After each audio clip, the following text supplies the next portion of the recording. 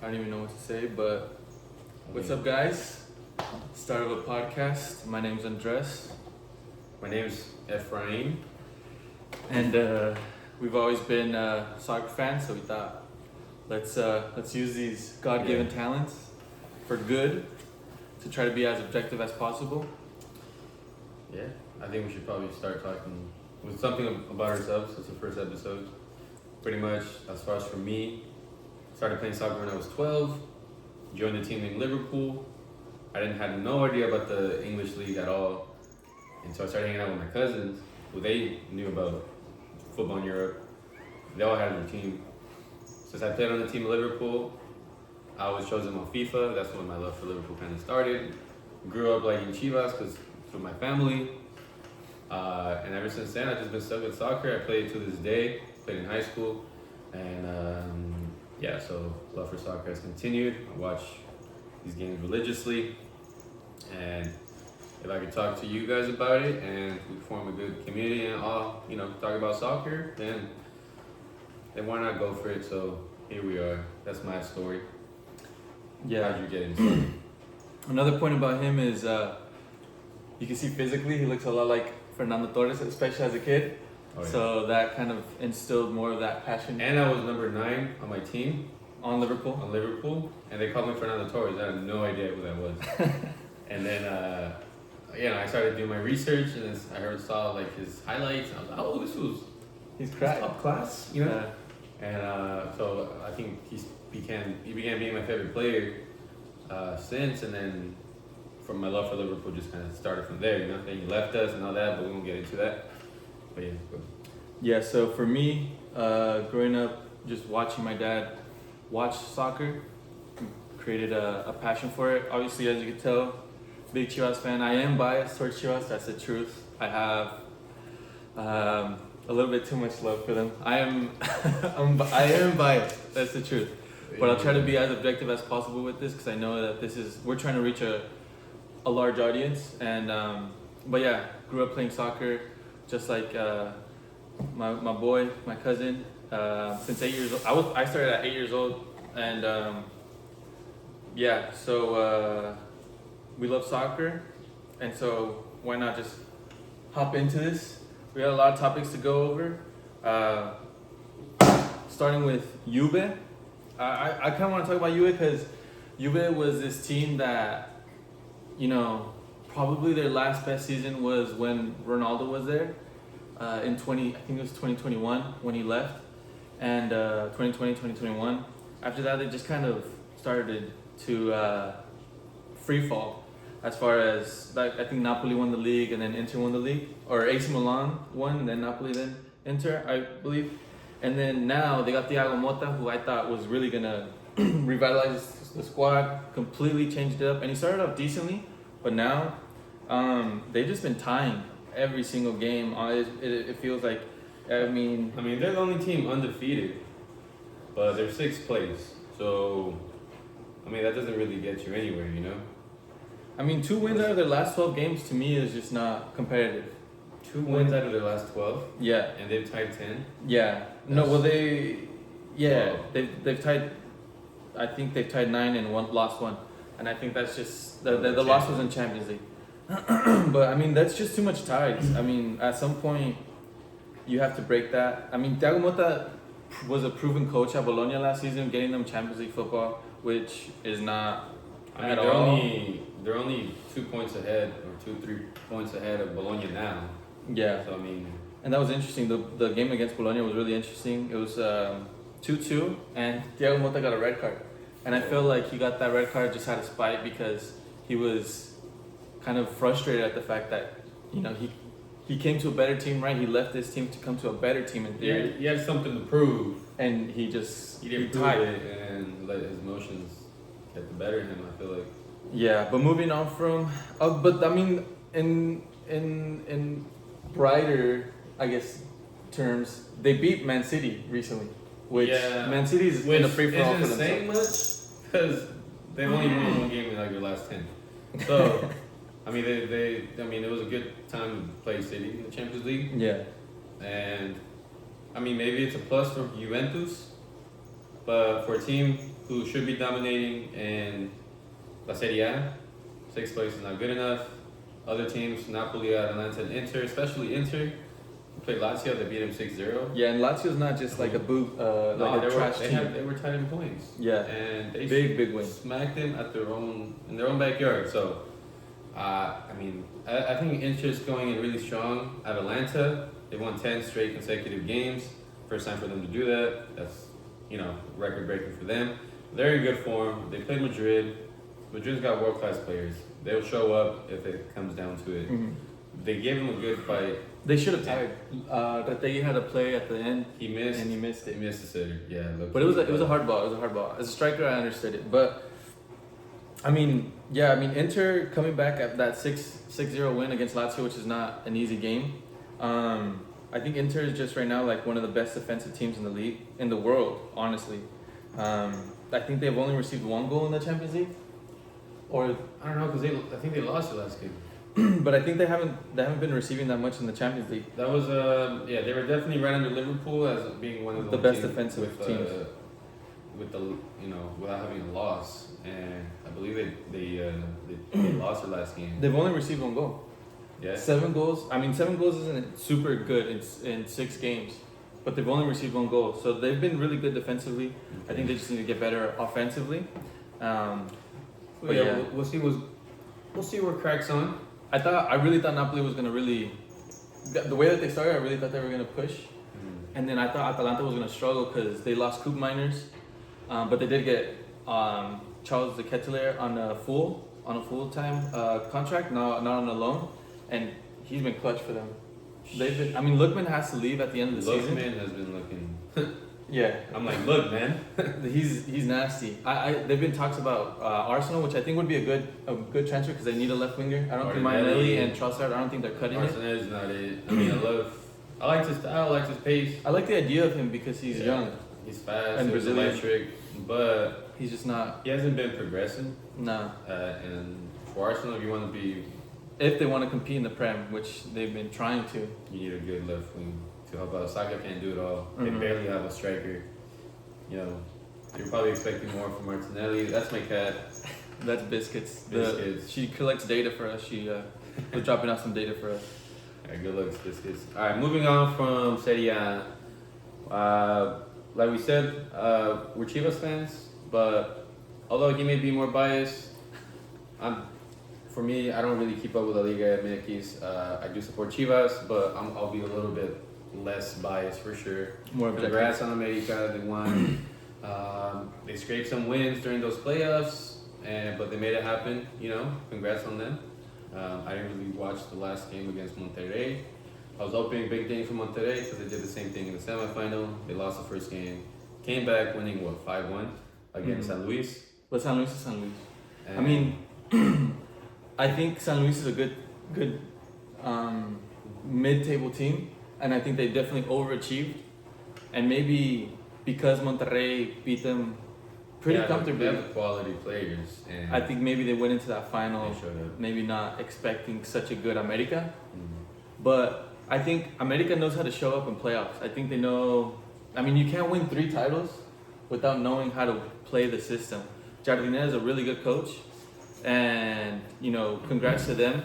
And there's like a lot of talk always, like America and the refs and this and that. But you can't win 3 titles with help. Like that's impossible. And you can win 1 with help, but 3, I think that's tough. There's definitely class. There's definitely class there, and they made good transfers because none of them made sense.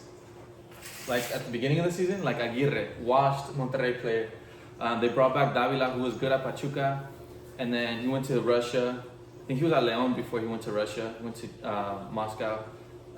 Comes back because Valdez gets injured, and he just fills in a spot. And I think it's not the players. I think it's the system, to be honest. Mm-hmm. I think they just have such a good system right now with Jardine that put in whoever. See, and that's what wins games. That's what wins trophies. You need a system. You can't rely on players. I watched Chivas play, and it's just player individual work. Like there's no system.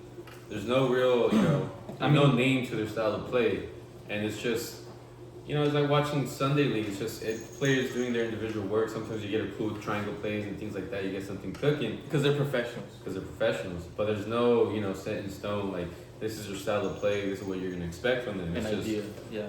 It's just different, and, that's what wins you trophies. A good manager, a good system. As long as everybody does their roles, you don't need someone, you don't have to rely on the player, Mm-hmm. You're relying on the system. Yeah. And so for America, congrats. But for Chivas, for the new season, what's that mean for Chivas? I think we're in shambles right now, transfer-wise. I mean, there's a lot of talk. It's not official, and I hope it's not official, but it looks like it's pretty much a done deal. That Chiquete, our wonder kid, is going to Cruz Azul. I think for the price that they're talking about, 11.5 million, I think it's a lot of money, and especially for a defender. I mean, 11.5 million for a defender, and with what we have in the cantera, in the youth academy, it's not such a big deal, right? In terms of, okay, Chiquete leaves, we have people to replace him, but when you're selling him to a rival, that's when it becomes an issue, because now you're helping the other teams potentially become champion, and there's only one champion, so it's not that you get share that title. So I think that, in my eyes, it's bad business at the end of the day, because he's a canterano, he's a youth academy player who was free. You could sell him for $1 and you made money, you made your profit off of him. So, me thinking, I guess it's a lot of money, but it's Chivas. At the end of the day, we're not broke. We shouldn't be broke. I mean, if the president doesn't want to spend money, that's on him. But I think that you didn't have to make that sale. I would have liked him going to Europe. He has the quality for you. Quality. He's a baller. He's young. He's smart. Multi-purpose, because he could play left back, he could play center back, or left center back and a 3-back.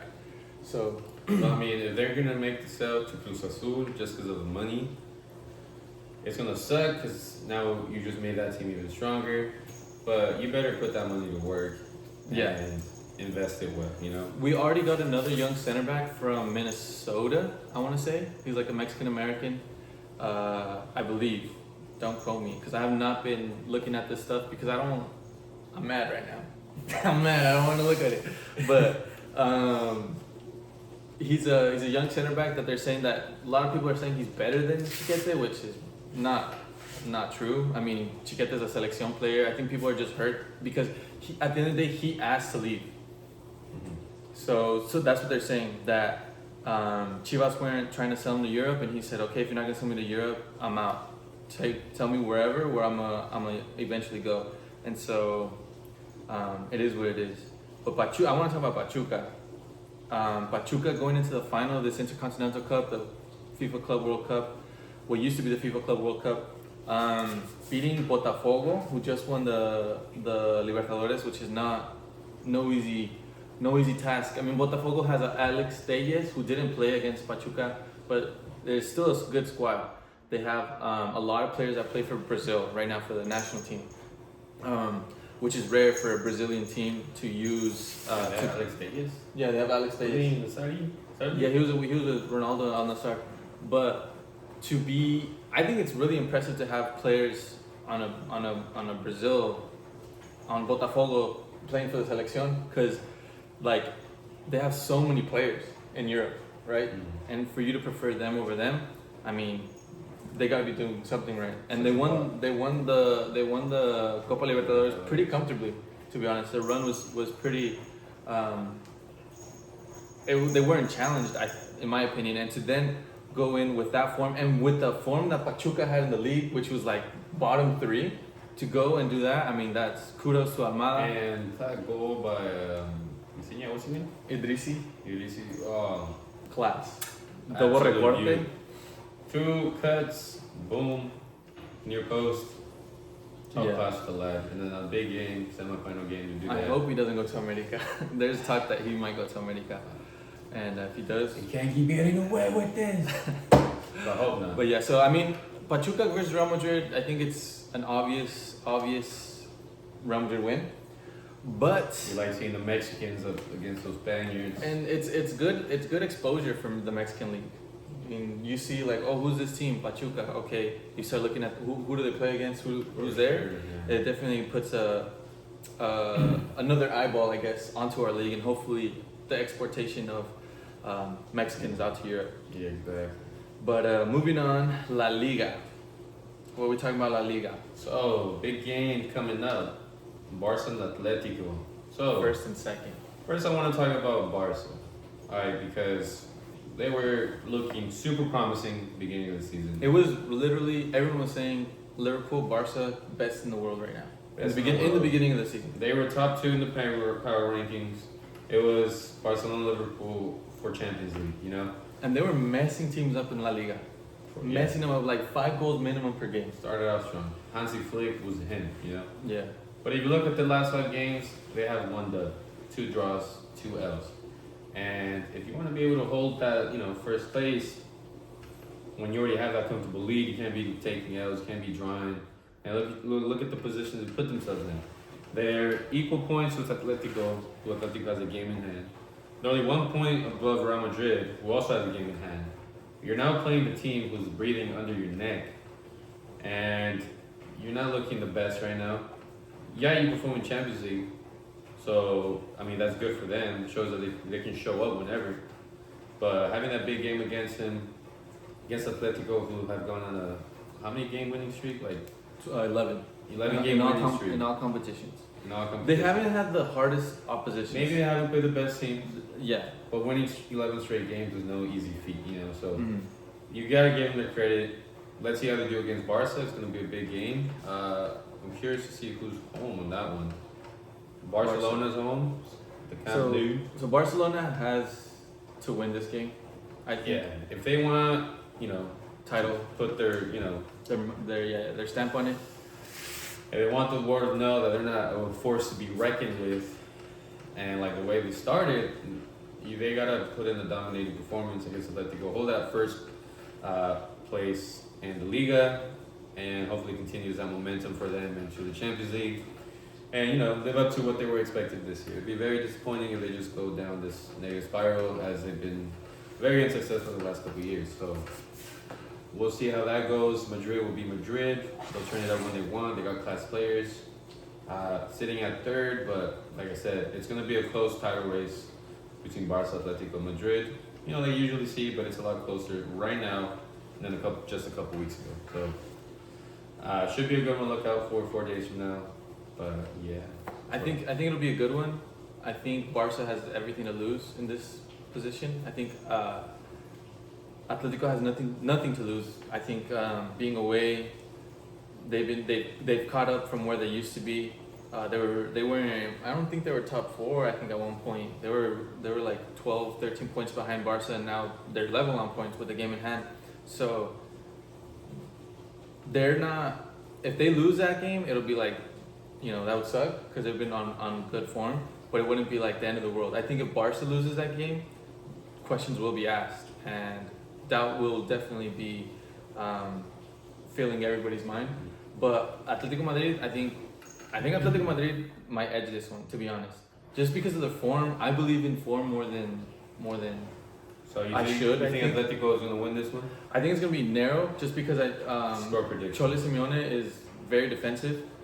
I think, and then Barca has not. I mean, if you can't score against Leganés, and I don't know their other games that they've been struggling with, but I know they tied, I think 0-0 or 1-1 recently, to like a maybe like a Mallorca or something.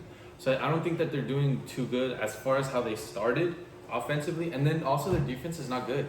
I mean, they've definitely been struggling defensively, and so I think Atletico Madrid is gonna edge it, to be honest. Score prediction? 2-1. 2-1. 2-1. 2-1 Atletico? Yeah, and I think it's gonna be 2-0, and then Barca scores one later. Okay. I think Barca's gonna be the dominant team. Just because I feel like maybe because you know, when you're doing good and you start off as strong as they did, maybe players get in their head, they think they're you know, top class or whatever. They start Compensating? not overcompensating, but they might see themselves as, you know, they're just better than everyone. Mm. And when you do play those lower table teams, you come in too confident. And sometimes going too confident, you get you the wrong results, especially because this lower table team is going into the first place team knowing it's going to be tough. So they go in with that mentality.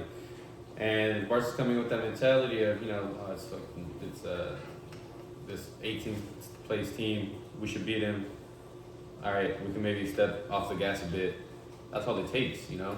These professional games are too tight to be doing stuff like that. But now that they're playing against Madrid, they realize, all right, it's a big team. They know they're coming in strong. Atletico has nothing to lose, so they're going to go in full throttle. They're super defensive, but I think Barca has the attack to break through it with Lewandowski. Lamine Yamal just cooking as he does. He might be hurt. And he might be hurt. Damn. Well, if he's not hurt, I see Barca winning. It's going to be a close game. I was going to say like 1-0 or 2-1. I think it's going to be a one-goal game because how defensive they are. But if Lamine is there, I'm going to say 2-0. If he's not, 1-0. So you're saying Barca wins no matter what and no Atletico? If Lamine is not there, I'm going to give him a tie. And it's going to be a 0-0 tie. I think what's Barca is suffering right now is the lack of depth. Like if you think about their bench, like who's gonna come off? Just the people from the JUVE Torres, and although he did score in the Champions League, but he scores like he's not very consistent, you know. No, he scores. His goals are kind of weird too. Yeah, I don't see him being you know, you can't replace Lamine with Ferran Torres, I don't think, but I don't think that they have the depth, to be honest, and maybe that's why they're starting to struggle, because the Champions League, La Copa del Rey, and the league. Could be, maybe because they were on top, they were trying to rotate players, and you know, it caused them to have some draws and losses, you know.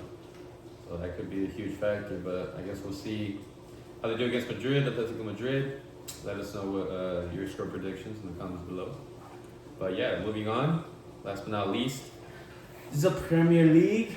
Yes, lads, the Premier League. And Liverpool's sitting pretty up top, but we've had 2 draws in the last 2 games, and although, you know, we had a 7-9 point gap, obviously the Everton game got postponed, we have a game in hand. Although it may be looking like Chelsea and Liverpool are getting close, if you watch the games, there's nothing really to be worried about. You may think Liverpool, this is where they're going to drop off, all this and that, but if you look at the last game against Fulham, first 6 minutes, yes, it gets scored on a counter, 1-0. Andy Robertson gets a red on minute 10. So you're already 1 down and the player down. So, you know, it's not looking too good for you. But Liverpool, just with that mentality that they weren't going to give up, they were going to keep going, and they weren't going to let one man, you know, stop them. They were able to come back twice. They tied him. Fulham scored again, and then again we scored. You know, with Jota coming back from injury, coming in clutch. But we have that player in. The actual player, we're taking that dub all day. And, you know, you may see the loss against Fulham, and you may think, oh yeah, Liverpool's losing it. But if you watch that game, you wouldn't even been able to tell that they were playing with 10 men. And Robinson, after the game, he even said, like, it didn't feel like they were playing with 10 men, you know? So that just shows you how strong Liverpool is against a strong Fulham. And for them to just be able to maintain and keep the draw is nothing, you know, I wouldn't be too worried about the title. Chelsea, on the other hand, they were home against Brentford. And Brentford, you know, I feel like Chelsea, you know, we're up 2-0 and then Brentford scored at 1. But there was a couple of situations where Brentford could have easily scored, you know, and they were just very unlucky. So, although Chelsea is creeping up, Liverpool still has a game in hand. The draws and then the one against Newcastle. I mean, it's always going to be a tough game, Newcastle away. And Chelsea's looking to be a good run of form. I do think Chelsea is a better team right now than Arsenal at the moment. And, you know, but Chelsea, I feel like at any random game, they can slip up some points. While Liverpool, I don't see them dropping points anytime soon. Even though they do have some pretty tricky games coming up. I know they play Spurs away. They play West Ham. I think away as well. But West Ham's not looking too good. But I think Arne Slot's going to do what Arne Slot does. Secure some dubs. Chelsea and Arsenal, really the only title contenders at the moment.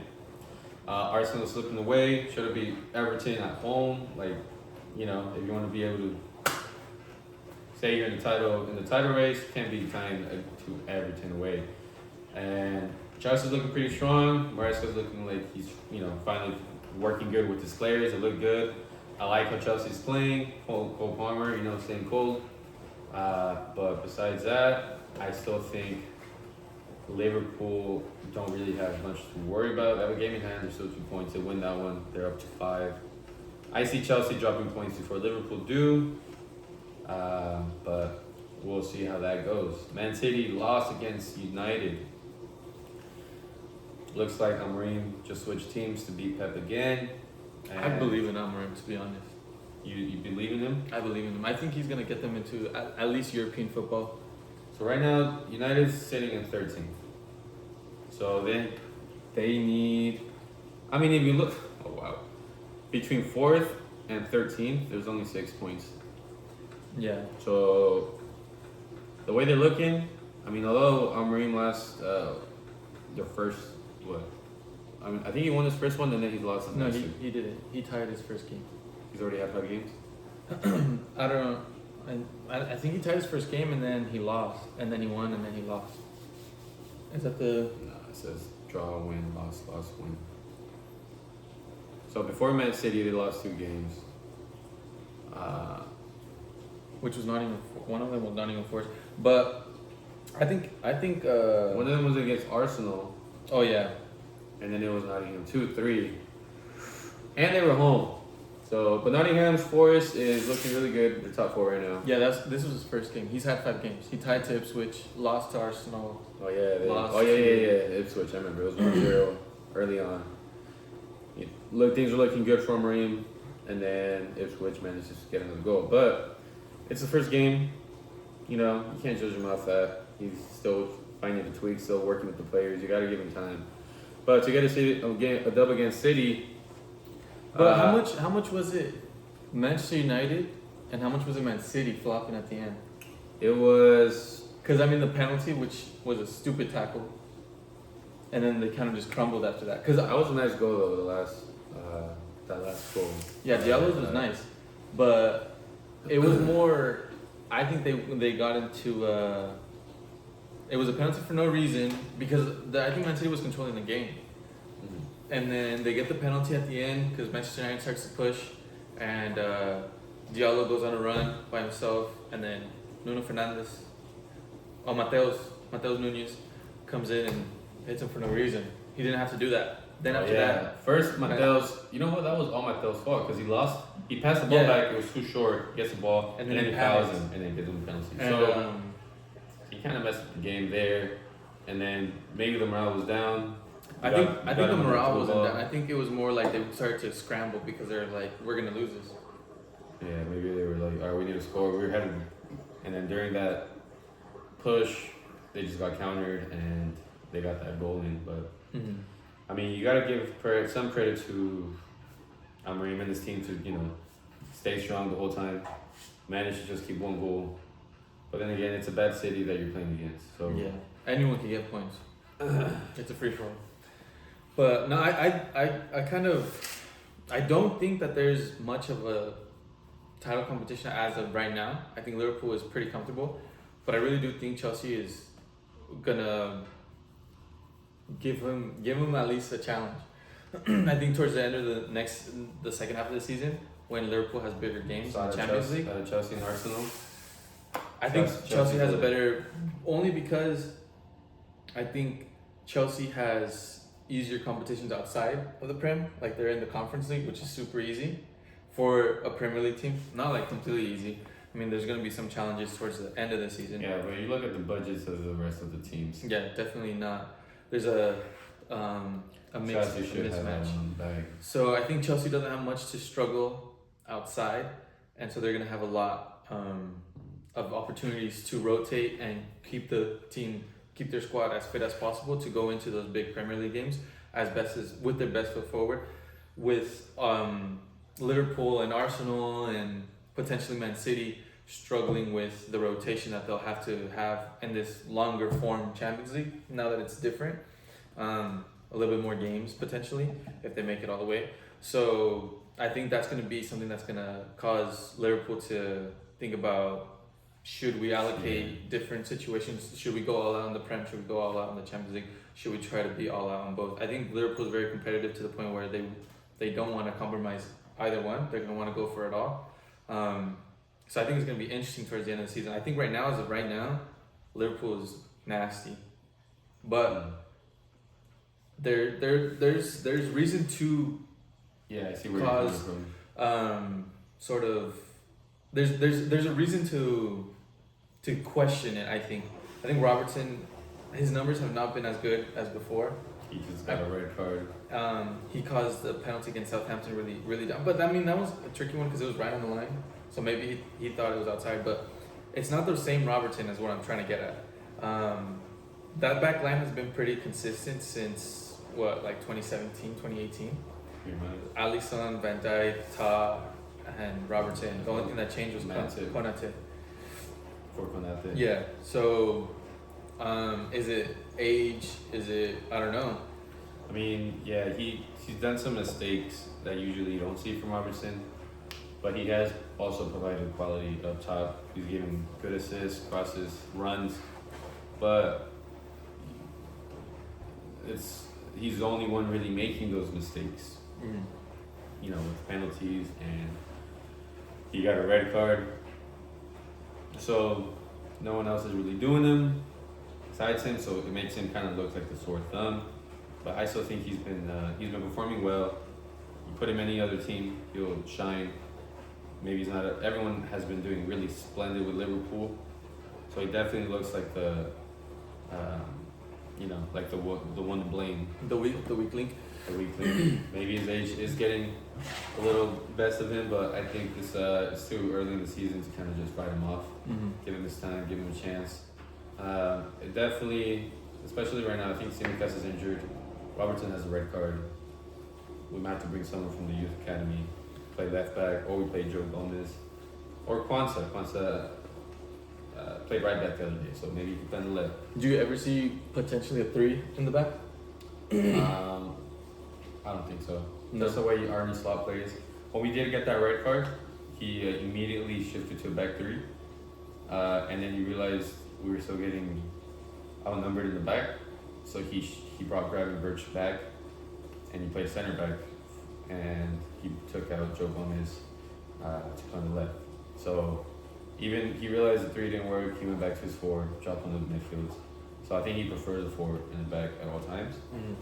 And so I don't think we'll see a 3 in the back anytime soon.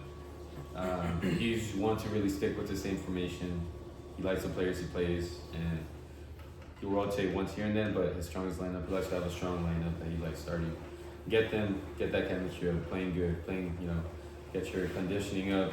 That's your main team with a couple rotations if need be. And that's how he's been, so I don't think he'll change the lineup over Robertson getting injured like that. It'd be a lot to change and adapt to. But how do you feel about Salah? He just got renewed, right? Contract? I don't know. I haven't seen any confirmation on that yet. I know they've been in talks. I saw Trent rejected a couple offers. Hey yo, Which kind of worries me, but he's going to the White I Castle. think he's just a king who values himself and knows his value, and he's like, yo, gotta pay up if you guys want me to stay. I have Madrid knocking at the door, who's willing to pay big, and I think he's just playing this game so you get more money. And I think Liverpool will give him the money because that's our scouser and can't let him go. But I think they'll all sign. They will all sign. Salah now they're in talks for 2 years contract extension, which is perfect. I think that's exactly what he needs. Van Dijk, I'll give him another 2 years.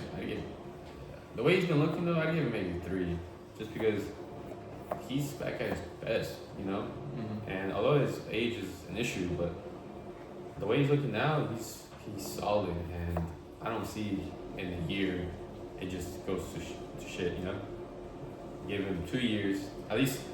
With the 3-year contract, he has 2 more years to play with us, and then we can sell him for money. You know, so I think 3 is perfect for him, especially because he's our captain. And then Trent, you gotta give that boy 4 or 5 years. He's young, super young. I mean, not super young. He's like my age. But that's still young in the Premier League because he's not at his prime. Is what I'm trying to say. Yeah, he's around that age where you start reaching your prime. You know, which I'd rather have him be with us than at Real Madrid. You know, I'd rather have him at Real Madrid. I mean, you have been asking Real Madrid. Bro, that's why I don't want him to go. Because you have him, and then just send in Mbappe or Vinny, bro. But like. Bro, connecting with Jude. That's what they need, man. Connecting with Jude, who's his best friend. Like, I'd like to see a world, where he kind of goes like that, but not this dimension. Parallel universe. Yeah, it's everywhere. You guys can do that over there. Now I'm a Liverpool fan over here. Nah. Keeping me here, but that would be a nasty team, bro. Because that's what they're really missing. Carvajal, yeah, he's a workhorse, major, but he doesn't have that vision Trent has. And if you see some of those balls Trent gives to Salah. It's ridiculous. And if you send Mbappe just one of those balls, that's it. That's game. He's working he's there with his best friend, Bellingham. And you got the fastest players, in the country, in the world, just waiting. Making runs. Making runs. I mean, I wouldn't be mad if he left. As much as I love Trent, I'd be a little hurt. It would hurt more if you went to like a Man City or an Arsenal. But going to a different league, you kind of understand it. Yeah, and I'm glad it'd be Madrid because, Madrid is like Madrid. They have they're always the champs, all this and that. I wouldn't want him to go to like any other team besides Madrid. He's got his best friend there. If you love someone, you gotta let him go sometimes. So and if they come back, that means they really loved you. Exactly.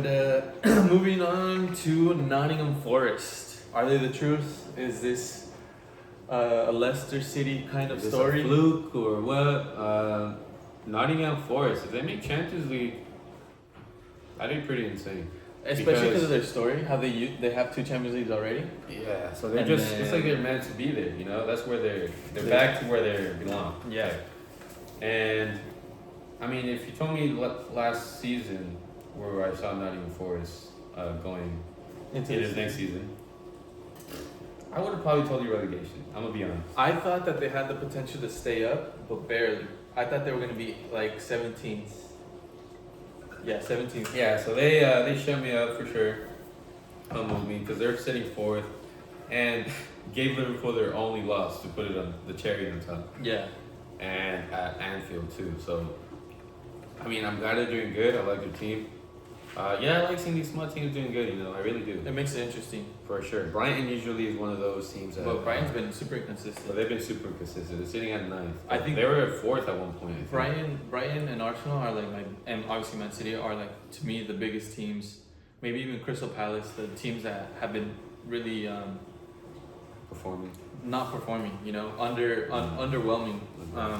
I think for me, the biggest team that's underwhelming is West Ham. West Ham's a big one. They just did got a lot of coach, transfers. Lopetegui.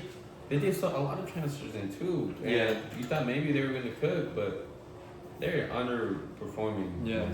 So I'll just add them to the list. I think Nottingham Forest's run has been interesting because they started off where you would think they should have been. Getting they started off with a tie with Bournemouth, and then I think they lost. No, they didn't lose. They had a couple ties, and then they beat Liverpool, lose to Fulham. But look at the ones against bigger teams. Yeah.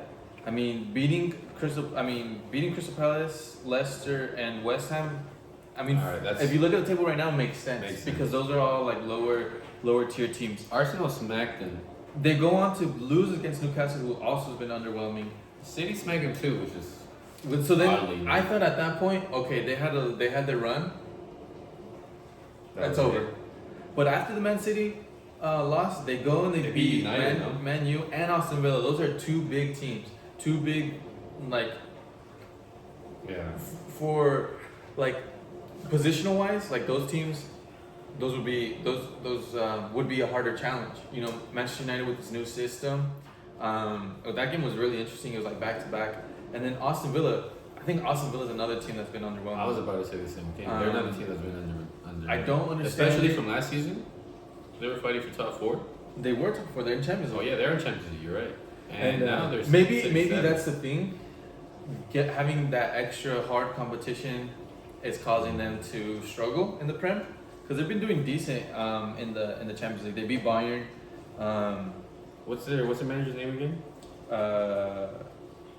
Unai Emery. I think. Good evening. Good evening. Yeah. I think they're just. I think he's just a Europa League. He's 5th place in the Champions League. Yeah, they're not bad. So he's doing. He's second best as far as Premier League team goes, or third best. Sorry. Yeah, they were Arsenal, Aston Villa.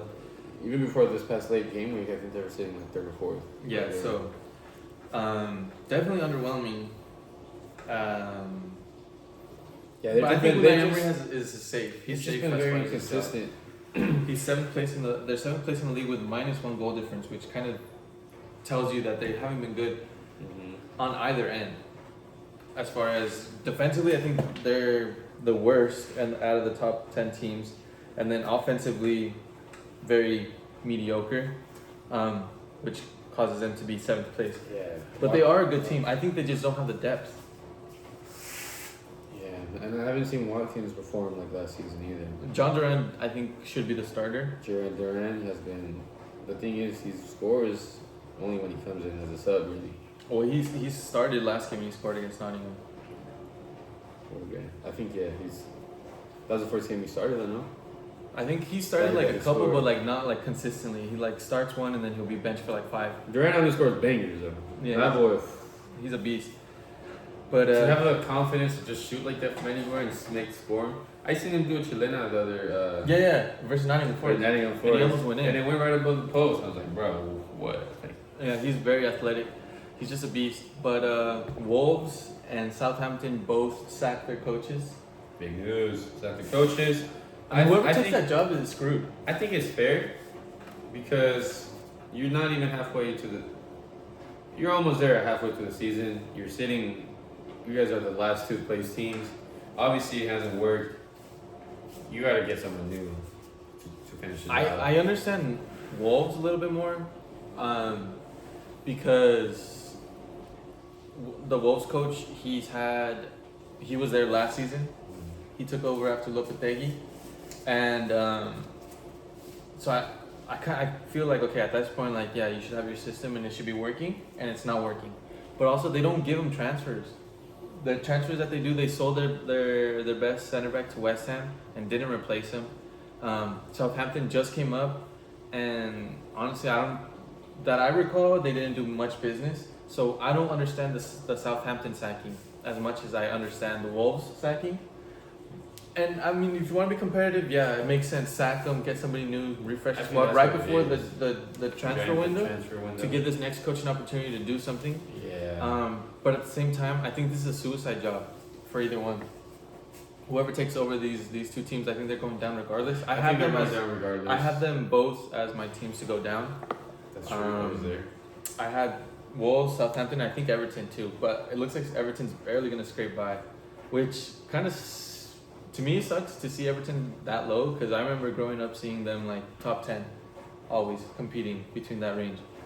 Yeah. Over the years, they've been poor. And it's not like they haven't had bad players. I mean, they had James Rodriguez. Well, they tried with Ancelotti. And they even had Ancelotti, bro. Yeah, I don't know what happened right there. They had Ancelotti, they got James Bro, Rodriguez. they had Ancelotti, bro, and did absolutely nothing. Like, yeah. So there's something going on. Some teams just like to barely scrape by because they know that it makes financial sense. Be in the Premier League, don't spend that much on transfers, sell all your players as soon as you can get a profit on them, and you make money like that. Maybe this is a 10-year plan that we don't know, that then they're going to have so much money that they're going to be able to, dunk on us all and make big transfers, and then they'll be able to compete. But to me, I don't see them, and I honestly see them, if it's not this season, it's next season that they go down, unless they make big transfers. I mean, I'm looking at the table right now. Besides Wolves and Southampton, You have Ipswich. I want Leicester, Ipswich to stay. And I want this Leicester and Ipswich to both stay. Yeah. If you think about Ipswich's story, they were in League One, which is the third division of England, 2 years ago. They went back-to-back promotions into the Premier League. So I want them to stay. Yeah. It would be nice to see. And also because my boy Alan, I almost said Alan Shearer. What's his face? Part owner of Ipswich, the singer. Ed Sheeran. Ed Sheeran. Ed Sheeran. You know, I like seeing artists getting involved in soccer teams. I mean, look at Wrexham with Deadpool, and you know, it just brings a lot of exposure to these teams, the Premier League, things like that. And you see Ed Sheeran supporting the games and things like that, putting a lot of money into it. I'm sure.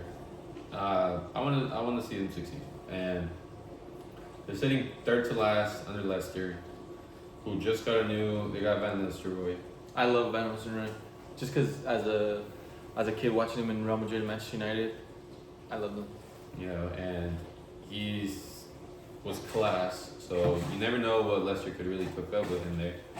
And he has good numbers. I think when he coached Manchester United, he didn't lose. I think he won every game. The only and thing then with Leicester, he won against West Ham, and that was a crazy game because West Ham were all over them. Mm-hmm. But they managed to only keep one goal, and they managed to score the little chances they did have.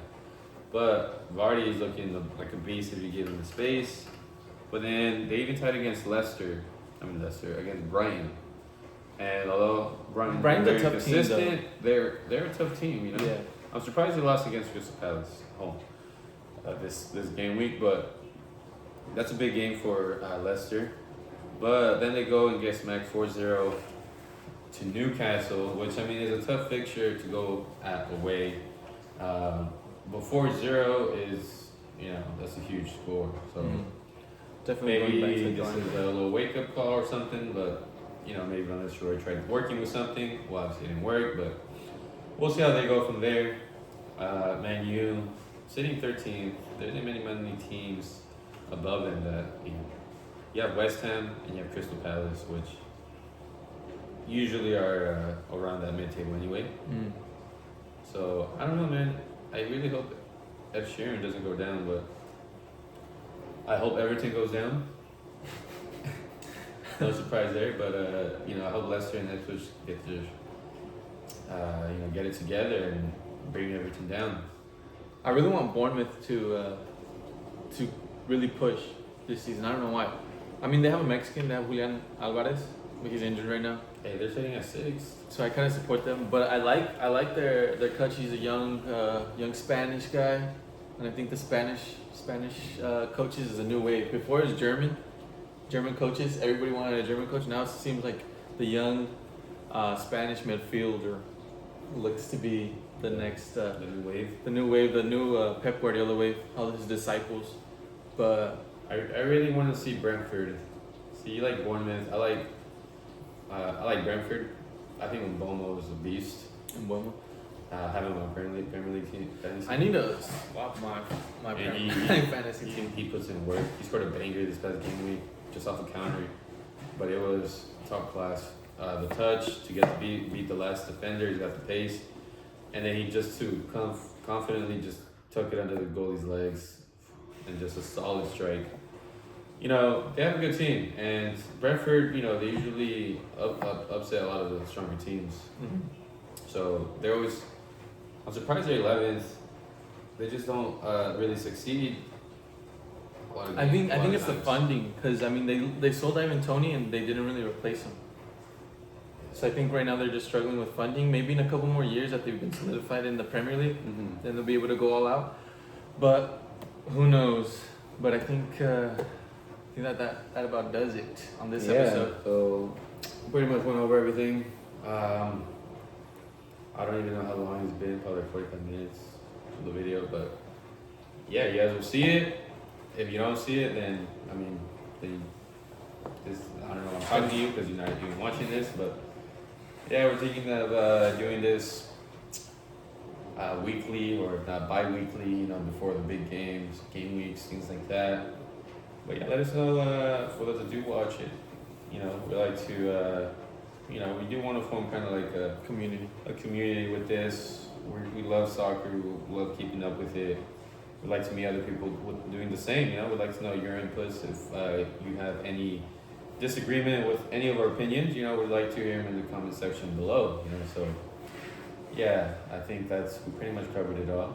And yeah, I guess we'll just see you on the next one. Really, We'll see you when we see you. peace. I'm pretty tired. That's It wasn't fun. recording.